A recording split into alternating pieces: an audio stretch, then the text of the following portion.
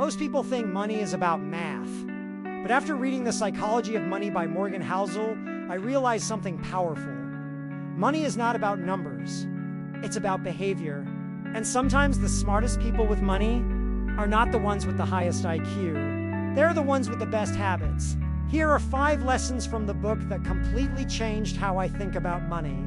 Lesson 1: wealth is what you don't see. We live in a world that celebrates spending, big houses, luxury cars, designer clothes. But Morgan Housel explains something most people miss. Real wealth is invisible. Wealth is not the car in the driveway. Wealth is the money you saved but didn't spend. It's the investments quietly growing in the background.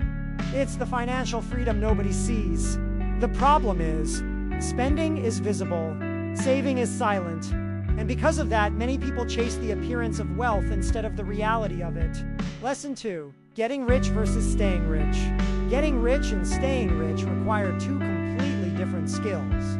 Getting rich often requires risk, optimism, bold decisions, but staying rich requires something different: humility and discipline. Morgan Housel says, the biggest key to keeping wealth is survival.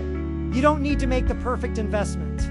You just need to avoid financial disasters. Because when you survive long enough, compounding begins to work its magic.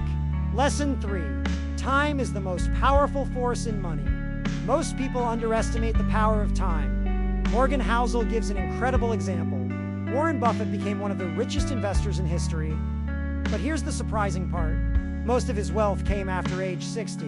Not because he suddenly became smarter, but because his money had decades to compound. Compounding is simple.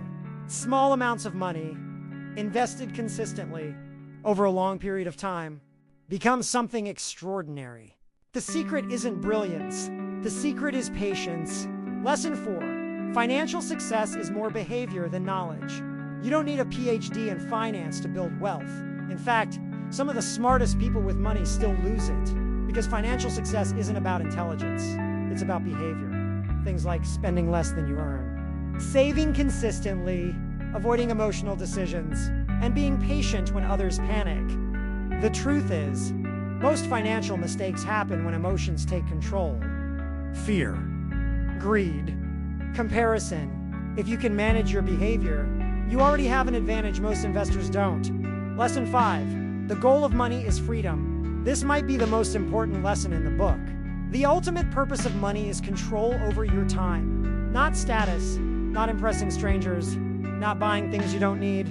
Money's greatest value is the ability to say, I can wake up tomorrow and choose how I spend my day. Freedom to spend time with family. Freedom to walk away from bad jobs. Freedom to design your own life. In the end, that freedom is the highest dividend money can pay.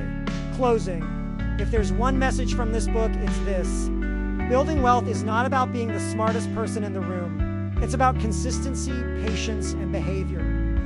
Because money is not just about finance. It's about how we live our lives.